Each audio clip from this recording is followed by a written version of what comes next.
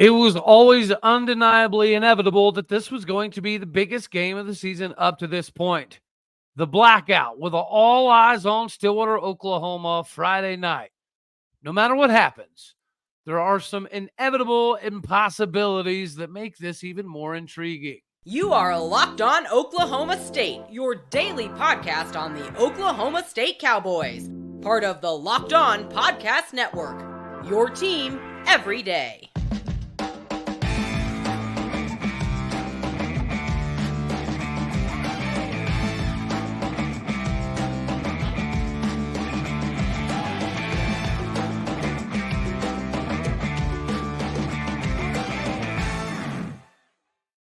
Howdy, y'all, and hello, all. Welcome back to Locked On Oklahoma State, your daily stop for all things cowboy and cowgirl related. My name is Cody Stovall. I want to thank you kindly for stopping by to make this your first listen here on Locked On Oklahoma State. You know we're available on every single podcasting platform, visually as well on YouTube.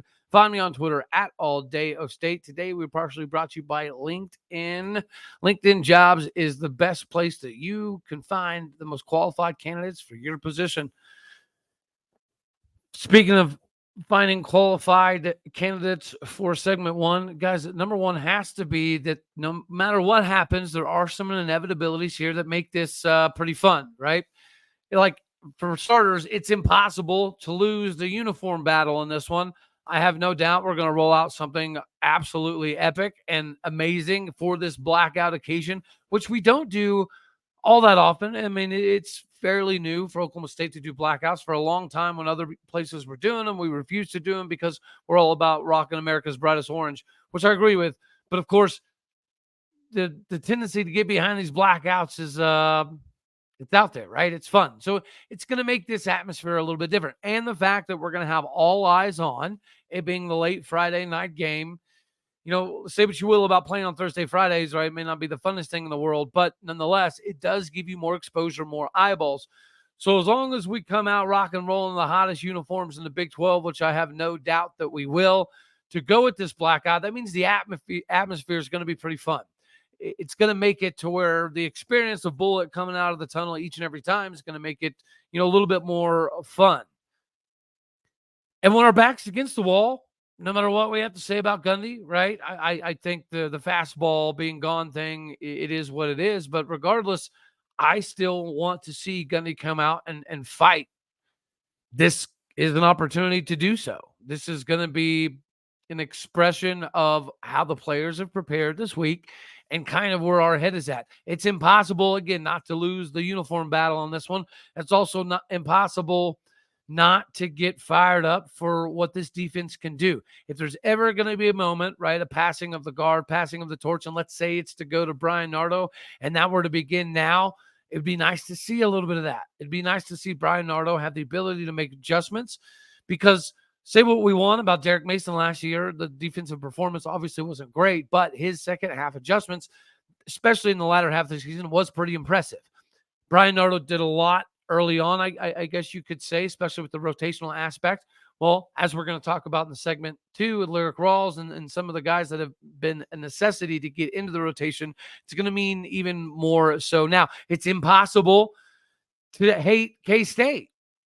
It is. It's almost impossible to hate K-State from the fan base perspective, football perspective, win, lose, or draw.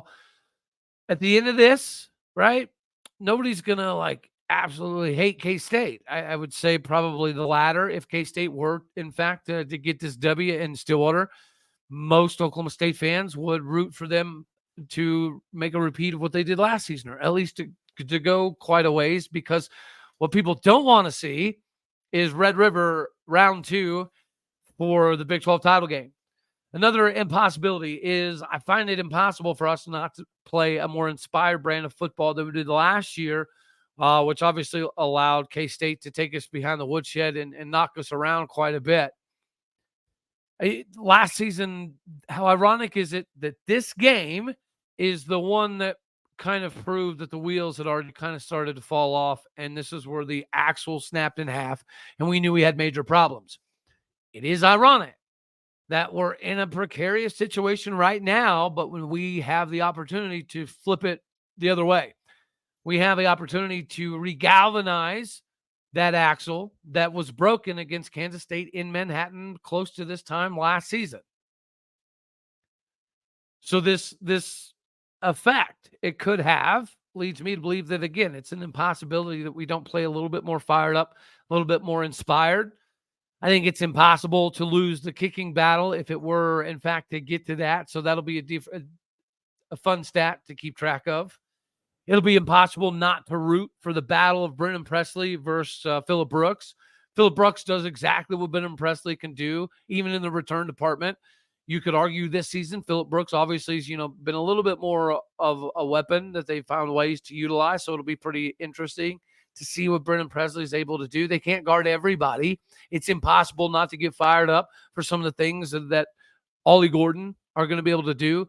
Seeing dribbling in his brief time in Stillwater, it's already been fun. It can get even more fanatically fun after this one. We're going to have to take some chances. We're going to have to take some shots. We're going to have to take some risks. Everybody knows that we're not in a great spot. We know the pulse of the locker room, and so do the coaches. This is a galvanizing scenario. And guys, it's impossible not to have a good time as long as it's a bad A game. This was a game that 90-something% of Oklahoma State fans circled as a loss. Am I fair in that? I feel like I'm pretty fair in that assessment, and I was one of them. Unfortunately, we haven't seen enough from our Cowboys and not necessarily not seen enough from Kansas State to feel otherwise. So what a better opportunity for Mike Gundy, Casey Dunn, and the boys to come out when your back's up against the wall in a big-time atmospherical change in landscape with this blackout thing. Are we going to be able to take this energy that it produces, to bottle it up, feed it to the players, and keep it inside the confines of Boone Pickens Stadium, so that way we can continue to chip away at least a bowl game? It doesn't look super bright and promising, right? That's fine. But there's enough impossibilities in this game for it not to still be fun, as long as we don't get dragged through the mud, right? That's the biggest thing. I want us to put on a good, solid performance. I want to see what Bryan Nardo can do with a bye week at this level, especially in preparation for a team that's fundamentally pretty daggone sound, that doesn't give a lot of A-gap, B-gap penetration. Is this a game that we're able to see Bryan Nardo's master chess moves be exploited? Because if that happens, we're going to have a chance. We have too much talent, as we talked about with Fitzy yesterday, Tim Fitzgerald, to not do some things still yet. If you want to say it's in spite of certain things, fine. That's okay. We're going to be playing, down a couple players. We get back a couple players. We know Kansas State gets back a lot of guys, especially from the offensive side of the ball. And then you've got, one of their speedster wide receivers in Keegan that can burn the defense, take the top off. He's been healthy. He's been coming back. He's going to be pretty fired up for this one as well. So there's enough storylines. Are we going to be able to exploit the areas that they have open with the departure of, their freshman big-time linebacker they depended on, as far as you could rely the same on Daniel Green? He's out. There's impossibilities in this game. It's impossible not to win in certain areas. There's always a test of buy-in. Happens every year, every sport, everywhere. This will be a good test. And again, you don't have to be bought into everything to be bought into Bryan Nardo, per se, right? But if the buy-in is not there, and you ever need to find yourself in a position where you need to make some moves, ladies and gentlemen, LinkedIn Jobs is the place that's going to help you get there. If you're not 100% certain that you're going to have access to the best qualified candidates, then make sure you get hooked up with LinkedIn Jobs. Go there now. It's super easy to create jobs, and then you can add the purple hashtag on the hiring frame to your LinkedIn profile to spread the word that you are in fact hiring. They have simple tools, screening questions, and things that make it super easy for you to focus on the right candidates with the right skills and experience, so you can quickly prioritize them and send them to the top of the interview list. This is a multitude of reasons why small businesses already rank LinkedIn Jobs number one in delivering quality hires versus all the leading competitors.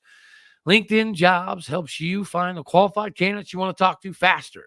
Post your job for free at linkedin.com/lockedoncollege. Locked On College being all one word. Again, that is linkedin.com/lockedoncollege. Go there now to post your job for free. Terms and conditions do apply. So we've all likely seen on social media the picture of our main man, Lyric Rawls, in the cast on the leg. He was classified as day-to-day.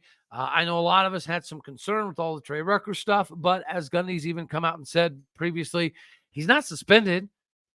There obviously has to be an investigation, and we all, I think, can take solace in the fact that Gundy is pretty quick to boot people off the team or out of practice or out of facilities while these investigations are going down if he feels like there's any sort of nefarious activities that may or may not have taken place. So the fact that this isn't, a glaring issue and Trey Rucker isn't removed from anything, Trey Rucker's still out there ready to rock and roll, I think it should give us a little bit of confidence, peek behind the curtain, that maybe this whole Trey Rucker DUI thing isn't exactly what is cracked up to be. I know there's a rookie cop and there were some mistakes that were potentially made, and so we'll let it play out. But Trey Rucker is here to lead, whether he's on the field or not. So the fact that he's not suspended or he's not under anything crazy while this little investigation thing goes on, again, I think it gives credence to the fact that we can probably rest a little easier, knowing that he's not only out there, but being a leader. We know how not having Lyric Rawls is going to be a little bit of an issue, right? Especially when you talk about having the ability to cover up some of the other knee stuff and make it kind of ugly, muddy, and nasty. Well, the leadership of Trey Rucker, the leadership of Lyric Rawls should allow more opportunities for guys like Nick Sessions, who we've seen play a decent amount, especially on the special teams role. A guy like him, he's going to have some opportunities here. Ty Williams is another guy that has the versatility to kind of move around and make multiple things happen. We've already seen some Cameron Epps. Guys, Cameron Epps has been one of the hottest names all spring, even before spring, right? Talking about some of the bowl prep, who's one of the young guys that's going to be able to pop off and do some things that are pretty remarkable in the next couple of years. That guy's always been Cameron Epps. This is a more opportunity, right? Whenever you are a good leader and you have things that kind of get in the way, it gives way for you to now be that leader that teaches these guys, all right, man, this is how we've done X, Y, and Z. Now is your time to go put some film forth. Now is your time to go put it all together and show everybody what you can do. Having Justin Wright fully back and healthy, that's going to be pretty beneficial and instrumental. No matter how far along we think Jeff Robertson can be, no matter how much we think Donovan Stevens can potentially add as far as an athletic field is concerned, having Justin Wright's going to be huge.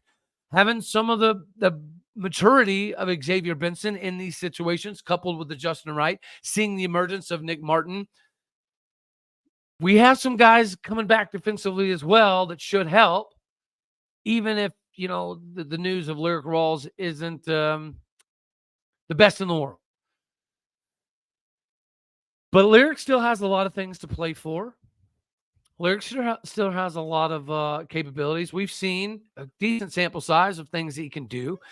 We've seen Trey get burnt sometimes on flats. We've seen Kansas State get burnt quite a bit deep and on some of the deep flats. So is this the time where we see somebody else take that next step? Is it going to be a Cameron Epps? Is Nick Sessions going to blow people away? Is Ty Williams going to be able to do a little bit more? Is Raymond Gay going to be able to get out there and maybe provide a little bit extra of a spark?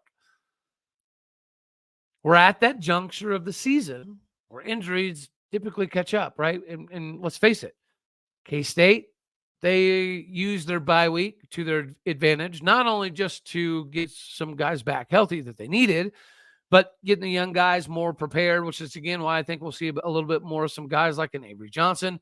Defensively, we already know Romaine being a freshman, and they've also got Austin Moore, I believe, is a freshman. They've got some youth on the defensive side of the ball, which is going to give us some areas of exploitation, as we've kind of covered earlier in the week.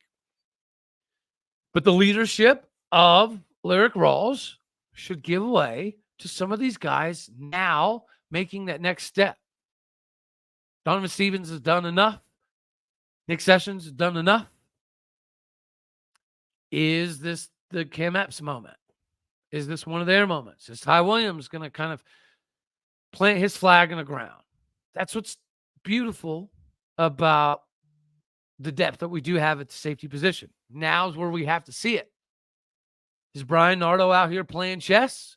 Because we know Collin Klein, Chris Klieman, their offensive linemen, the maturity of Will Howard, they're going to bring some things offensively to cover up what they know are some deficiencies. They're going to try to attack some areas that they feel like they see some voids. So, what does Bryan Nardo use to counter that? Is having Justin Wright back in the fold going to be enough? Is having Cameron Epps not so wet behind the ears now going to be enough? Is one of those other guys defensively going to step up? Is the defensive line, as we talked about Monday, Tuesday, are they going to be the ones that do enough to allow the safeties to go to work? Because if we allow K-State's offensive line to dictate how the game goes, as Chris Klieman's even said, that's the recipe for beating teams in Stillwater. If you can control the line of scrimmage and you get to dictate both offensively and defensively how physical this is going to be, how difficult this is going to be, then you set everything in motion. You set the trend for how the day is going to go. Our guys know that. Their guys know that. This has to be an inspired game. But that's what bye weeks are for. Get people re-engaged, kind of lock back in, right? Get some guys healthy, have a better understanding for the younger cats on how they can make things now applicable from film to physical on the field. How fast can you implement a couple new extra wrinkles? Because that's what everybody's also trying to add, a little bit of different things on the bye week. Is your wrinkles going to be cutesy enough to work? Is your wrinkle going to be so predictable that the other team knows exactly what's happening?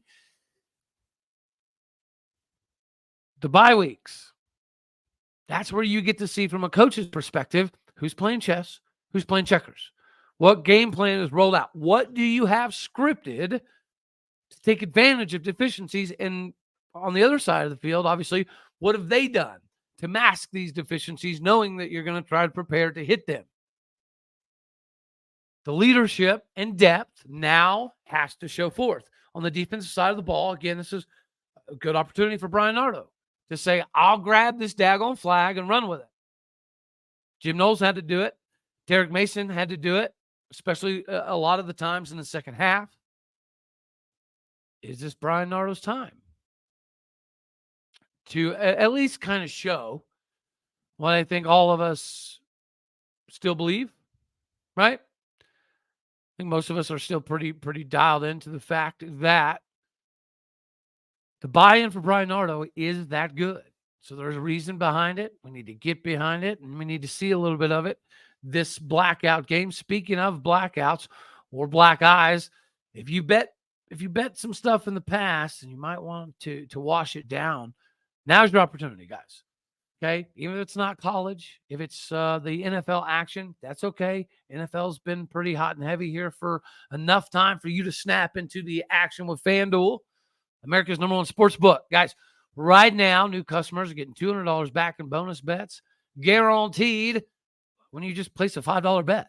That is $200 back in bonus bets, win or lose, off of a $5 bet. If you've been thinking about joining FanDuel, there's not a better time to get in the action. Rush now.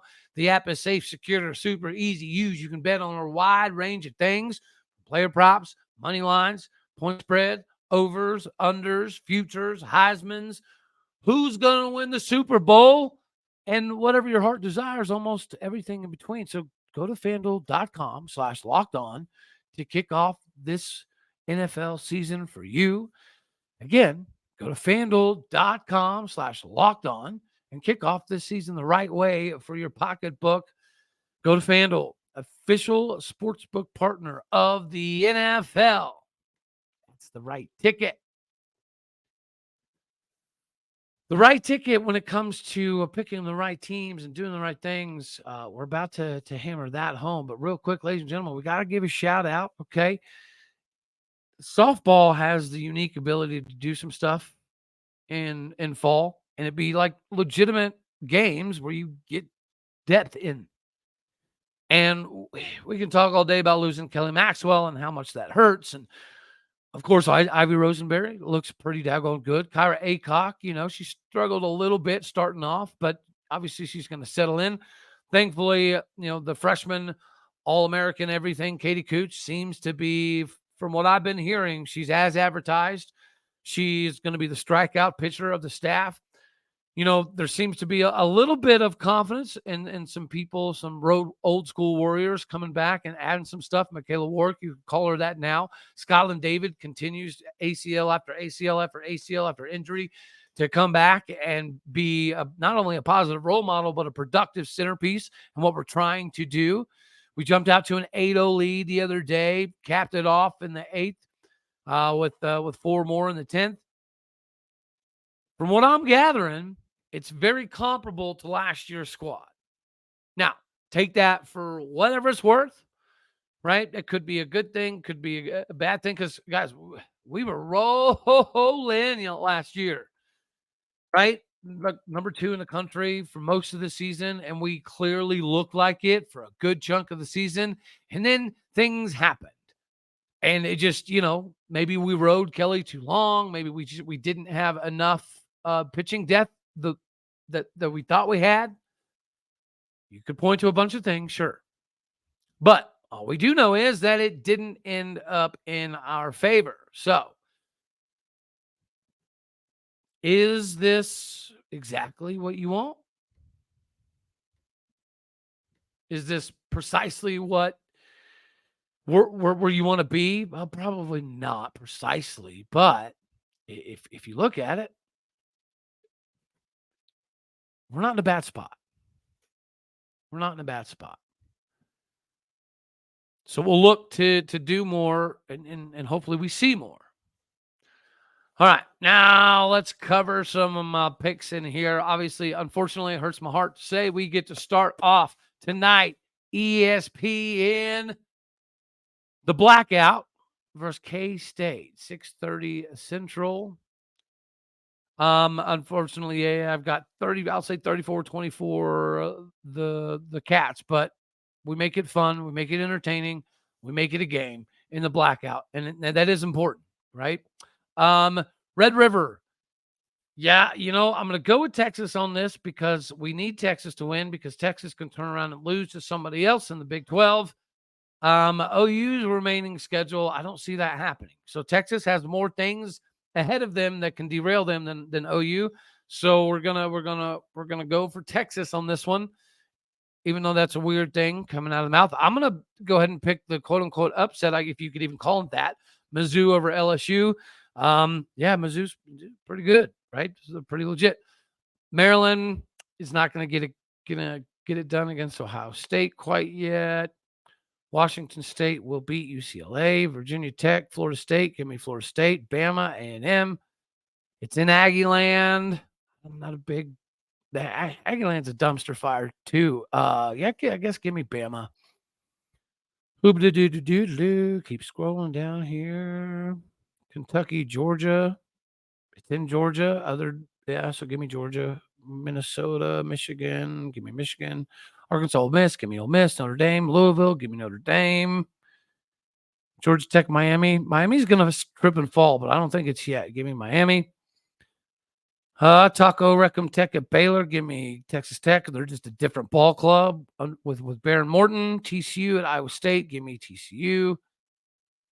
Oregon State, Cal. Give me Oregon State. Arizona, USC. I guess give me USC. Let's double back here and make sure we got all of the Big 12 games, because I don't think we did.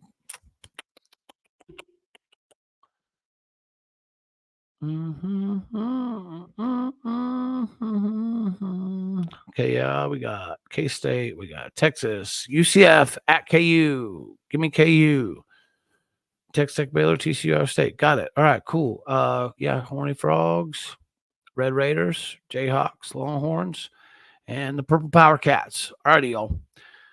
We are going to go live after the game today, too. That's always fun. After a couple brouhahas, maybe I'll mess around and say something real cool. I don't know. All righty, y'all. I love you. God bless. Go, Pokes. And until next time, thank you for tuning in to make this your first listen here on Locked On Oklahoma State. You could be anywhere. Let's cheer on our Cowboys tonight. Hopefully we get the upset in the blackout that sets the trajectory right for a decent bowl matchup. All righty, y'all. Later, taters.